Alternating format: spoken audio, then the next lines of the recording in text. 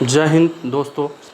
तो मध्यकालीन भारत के अंतर्गत आज हम डिस्कस करने जा रहे हैं। इससे पीछे जो चैप्टर हमने डिस्कस किया है उसका जो 2 क्लास हुआ है उसका प्ले लिस्ट हम आपको तैयार कर देंगे। आप प्ले लिस्ट से जाके दोनों वीडियो को देख सकते हैं। लाइक, सब्सक्राइब और शेयर वहाँ से ज़रूर कर ले चैनल को। आज हम डिस्कस करने जा रहे हैं दिल्ली सल्तनत के बारे में। ठीक है, दिल्ली सल्तनत के बारे में। तो जैसे आपने देखा कि मोहम्मद गौरी के विषय में जब हम डिस्कस कर रहे थे तो कैसे देखा कि हमने उसका जो सेनापति था बख्तियार खिलजी, उसने नालंदा विश्वविद्यालय को तबाह कर दिया था, ध्वस्त कर दिया था। और उसका एक और था गुलाम या दास कुतुबुद्दीन ऐबक। और वही कुतुबुद्दीन ऐबक खोखरो में जब गौरी का मृत्यु हो गया तो वही कुतुबुद्दीन ऐबक आगे चल के दिल्ली सल्तनत में का स्थापना करते हैं, या दिल्ली सल्तनत का नाम से जाना जाता है उस एस्टेब्लिश को। और ये गुलाम वंश या मामलुक वंश या शमसी वंश तीनों के नाम से जाना जाता है। कैसे एस्टेब्लिश करते हैं और वैसे आगे कैसे परंपरा स्टार्ट होता है, इसके विषय में हम आज जानने जा रहे हैं। तो आप लोग ज़रूर इससे जुड़े। और ये क्लास एक दिन में संभव नहीं है, इसीलिए छोटा छोटा सेक्टर करके वीडियो हम डालेंगे, छोटा छोटा क्लास करके वीडियो डालेंगे। आप लोग ज़रूर इसे सब्सक्राइब करें और शेयर ज़रूर करें और लाइक भी ज़रूर करें। अगर ना पसंद आए तो डिसलाइक भी आप कर सकते हैं। क्यों पसंद नहीं है ये कमेंट बॉक्स में अपना प्रतिक्रिया आप ज़रूर दें। ठीक है, तो दिल्ली सल्तनत का टाइम पीरियड जो है 1206 से 1526 तक माना गया है। 1206 ईस्वी से 1526 ईस्वी के टाइम पीरियड को दिल्ली सल्तनत के अंतर्गत रखा गया है। आप देखेंगे कि जब 1526 से 1857 तक 1526 से 1857 तक के पीरियड को हम इसके बाद जो पढ़ाएंगे वो मुग़ल काल के अंतर्गत रखेंगे। मुग़ल साम्राज्य का उत्थान वगैरह सब डिस्कस किया जाएगा। ठीक है, तो आते हैं। तो दिल्ली सल्तनत जो है वो मुख्यतः 5 टॉपिक इसमें पढ़ना। 5 वंश का चर्चा हम करेंगे। गुलाम वंश का, उसके बाद गुलाम के बाद खिलजी वंश का चर्चा करेंगे, उसके बाद तुगलक वंश का चर्चा करेंगे, फिर सैयद वंश का चर्चा करेंगे, फिर लोदी वंश का चर्चा करेंगे। ठीक है, यानी कि पहला गुलाम वंश, दूसरा खिलजी वंश, तीसरा तुगलक वंश, चौथा सैयद वंश और पाँचवा लोदी वंश। ठीक है, और प्रथम शासक स्टार्ट कहाँ से होगा? कुतुबुद्दीन ऐबक से। और दिल्ली सल्तनत ख़त्म कहाँ होगा? इब्राहिम लोदी पे। ठीक है, तो इब्राहिम लोदी 1526 टाइम पीरियड रहेगा। और यहाँ हमने टाइम मेंशन कर दिया है। और दिल्ली सल्तनत 1206 से 1526 तक। तो सबसे पहले गुलाम वंश के अंतर्गत या ममलुक वंश के अंतर्गत या किस किस का अध्ययन हम करेंगे, किस किस का अध्ययन करेंगे, तो देख लीजिए यहाँ हमने डिस्कस कर दिया है। कुतुबुद्दीन ऐबक के विषय में सबसे पहले जानेंगे। कुतुबुद्दीन के बाद हम जानेंगे आराम शाह के बारे में, आराम शाह के बारे में जानेंगे। उसके बाद हम जानेंगे इल्तुतमिश के बारे में, इल्तुतमिश। फिर हम जानेंगे रुकनुद्दीन फिरोज शाह के बारे में, रुकनुद्दीन फिरोज शाह। उसके बाद रजिया सुल्तान के बारे में जानेंगे। उसके बाद हम जानेंगे मुइजुद्दीन बहराम शाह के बारे में हम डिस्कस कर लेंगे। उसके बाद अलाउद्दीन मसूद शाह के बारे में डिस्कस करेंगे। फिर नासिरुद्दीन महमूद के बारे में जानेंगे। फिर बलबन के बारे में जानेंगे। बलबन के बाद बुगरा खा एक और नाम है इनका, बुगरा खा। और उसके बाद जानेंगे हम कैखुसरो के बारे में, कैकुबाद के बारे में और कैमूर्स के बारे में जानेंगे, यानी गुलाम वंश के अंतर्गत। और इसमें ज़्यादा जानना इम्पोर्टेंट नहीं है। मैक्सिमम जो क्वेश्चन आया है वो कुतुबुद्दीन ऐबक से आया है, क्योंकि कैसे देखेंगे कि आप दिल्ली में कुतुबुद्दीन ऐबक ने कुतुब मीनार का निर्माण वगैरह सब जो करवाया है। उसके बाद आपको पढ़ना है डायरेक्ट इल्तुतमिश के बारे में। वैसे हम चर्चा सबका कर देंगे, लेकिन आपके लिए इम्पोर्टेंट रहा, हम स्टार मार्किंग कर देते हैं। ये कुतुबुद्दीन ऐबक, उसके बाद आप जान लीजिए इल्तुतमिश के बारे में। उसके बाद आप रजिया सुल्तान के बारे में जानेंगे। रजिया सुल्तान के बाद आप सीधा बलबन पे क्वेश्चन आएगा, बलबन के बारे में जानेंगे। और थोड़ा यहाँ से कैखुसरो, कैकुबाद और कैमूर से 1 या 2 क्वेश्चन कभी कभी एग्जाम में आ गया है। तो सबसे इम्पोर्टेंट है कि किन किन के बारे में चर्चा किया आप बताएं। कुतुबुद्दीन ऐबक, उसके बाद हमने कुतुबुद्दीन ऐबक के बाद हमने जाना इल्तुतमिश, इल्तुतमिश के बाद इनकी पुत्री रजिया सुल्तान, रजिया सुल्तान के बाद बलबन। 4 ही जानना है सिर्फ आपको। वैसे हम सबका नाम लिख दिया, आप जब डिस्कस करेंगे आप एक पेपर पे या कॉपी पे राइट डाउन करेंगे दिल्ली सल्तनत, तो सब इसका जरूर मेंशन कर ले, एक बार सबको जरूर उतार ले अपने कॉपी पे ताकि याद रहे। लेकिन इंपॉर्टेंट है कुतुबुद्दीन ऐबक, इल्तुतमिश, रजिया सुल्तान और बलबन, कैमूर्स, कैखुसरो, कैकुबाद, ये थोड़ा इंपॉर्टेंट है, ज़्यादा इंपॉर्टेंट है। उसके बाद आते हैं खिलजी वंश। ठीक है, देखेंगे कि कैसे राजस्थान में जो बड़ा बड़ा प्रतापी राजा वगैरह था, आप फिल्म देखे होंगे पद्मावत, उसमें इसका जिक्र किया गया अलाउद्दीन खिलजी का। रणवीर सिंह, क्या नाम है, रणवीर सिंह इसके रोल में है।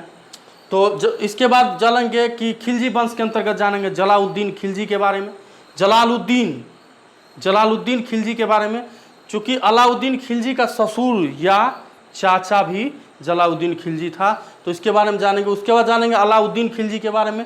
फिर थोड़ा कम इंपॉर्टेंट है कुतुबुद्दीन मुबारक खिलजी, नासिरुद्दीन खिलजी, इसको खुसरू शाह के भी नाम से जाना जाता है।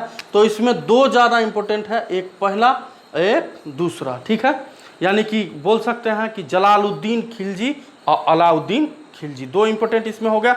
तीसरा नंबर में आते हैं तुगलक वंश में। तुगलक वंश का देख लीजिए टाइम 1320 से 1414 पीरियड है। ठीक है, इसका है 1290 से 1320, और इसका 1206 से 90 किसका, गुलाम वंश का। 1290 से 1320 है खिलजी वंश का, और तुगलक वंश का 1320 से 1414, और उसके बाद सैयद वंश का हम 1414 से 1451, और 1451 से 1526 तक का पीरियड को हम लोधी वंश के अंतर्गत पढ़ेंगे। ठीक है, तो इसमें खिलजी वंश में हम जलालुद्दीन खिलजी के बारे में जानेंगे, एक दो, जलालुद्दीन खिलजी और अलाउद्दीन खिलजी, दो इंपॉर्टेंट है। ये तीसरा ज़्यादा इंपॉर्टेंट नहीं है, लेकिन थोड़ा हम इस पर भी डिस्कस कर लेंगे, जान लेंगे, समझ लेंगे। ठीक है, गया तुगलक वंश के अंतर्गत जानेंगे गयासुद्दीन तुगलक, ये बहुत इंपॉर्टेंट है, गयासुद्दीन तुगलक। उसके बाद मोहम्मद बिन तुगलक, इतिहासकार इसको मूर्ख भी मानते हैं, क्या समझे, पढ़ा लिखा मूर्ख मानते हैं। ठीक है, लंपट मूर्ख क्या था, सॉरी दिमाग में नहीं आ रहा है। मोहम्मद बिन तुगलक, फिरोज शाह तुगलक के बारे में जानेंगे, गयासुद्दीन तुगलक के बारे में जानेंगे, और नासिरुद्दीन तुगलक के बारे में हम इस पे जानेंगे। लेकिन ज़्यादातर इंपॉर्टेंट आप ये याद रखें कि गयासुद्दीन तुगलक हो गया, मोहम्मद बिन तुगलक हो गया, और फिरोज शाह तुगलक हो गया, तीन इंपॉर्टेंट है। गयासुद्दीन तुगलक और नासिरुद्दीन तुगलक के बारे में जान लेंगे, लेकिन इंपॉर्टेंट उतना नहीं है, जिसमें टिक लगा दी वो ज़्यादा इंपॉर्टेंट। चलिए, उसके बाद सैयद वंश के अंतर्गत हम जान लेंगे खिज्र खां, और यहाँ पे हम आपको बोल देते हैं कि 1398 का वो टाइम था जब तैमूर नाम का एक खूंखार भारत पे आक्रमण करेगा, और देखेंगे कि कश्मीर ध्वस्त करते हुए कैसे दिल्ली में आधमकार, दिल्ली में लूट काट मचाया, कितना लोगों को मार दिया, कितना लोगों को मौत का घाट उतार दिया, काट दिया। तैमूर 1398, यानी कि कह सकते हैं कि 1320 से 1414 पीरियड में, इसी टाइम में तैमूर का आक्रमण हुआ है। तो किसके समय में हुआ है, तो गयासुद्दीन तुगलक के समय में इसका हुआ, तैमूर का आक्रमण हुआ था।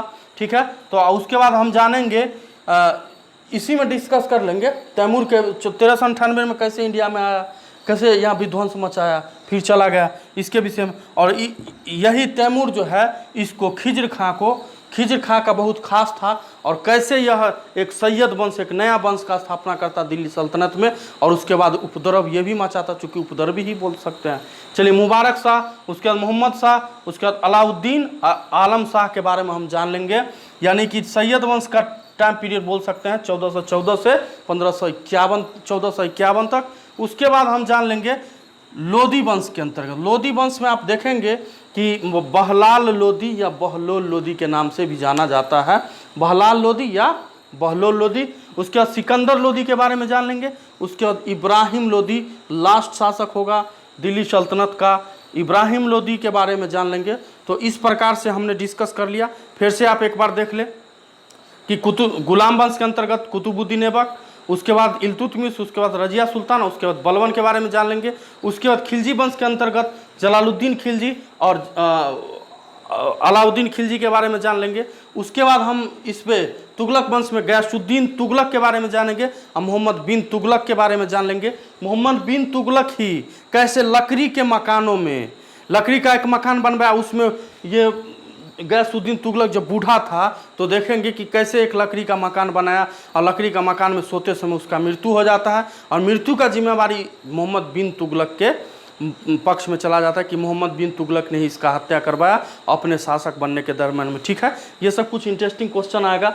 और उसके बाद जानेंगे सैयद वंश के अंतर्गत तैमूर के विषय में जान लेंगे, तैमूर के विषय में यही टॉपिक में जान लेंगे। उसके बाद जान लेंगे कि सैयद वंश के अंतर्गत खिज्र खां और मुबारक शाह, तो एक ही इम्पोर्टेंट है यहाँ खिज्र खां, खिज्र खां पे ही टिक लगा है, खिज्र खां पढ़ना है, वैसे सब हम डिस्कस कर लेंगे खिज्र खां। उसके बाद लोदी वंश पे जल आएंगे और लोदी वंश पे हम डिस्कस कर लेंगे, बहलाल या बहलोल लोदी के नाम से जाना जाता है। उसके बाद सिकंदर लोदी के बारे में जानेंगे। उसके बाद इब्राहिम लोदी के बारे में जानेंगे। तो इस ढंग से हमने डिस्कस कर लिया कि हम जो आगे पढ़ाने जा रहे हैं, आगे का जो क्लास हम देने जा रहे हैं, उस पर आप देखेंगे कि दिल्ली सल्तनत में ये सब इम्पोर्टेंट शासकों का नाम रहा है और इनका टाइम पीरियड रहा, तो आप दिमाग में ध्यान रखेंगे और आप कॉपी पर राइट डाउन जरूर कर ले इसको। और जो पढ़ाई होता जाए उसको टिक लगाते जाएं और अपने भाषा में आंसर जरूर लिखें। तो अगला जब क्लास होगा तो अगले क्लास से हम गुलाम वंश का डिस्कस करेंगे और गुलाम वंश के बारे में हम जान लेंगे। ठीक है, गुलाम वंश के बारे में जान लेंगे। तो ये वीडियो को ज़्यादा लंबा ना करते हुए यही इसी समय हम विदा लेते हैं। जय हिंद, जय भारत, भारत माता की जय।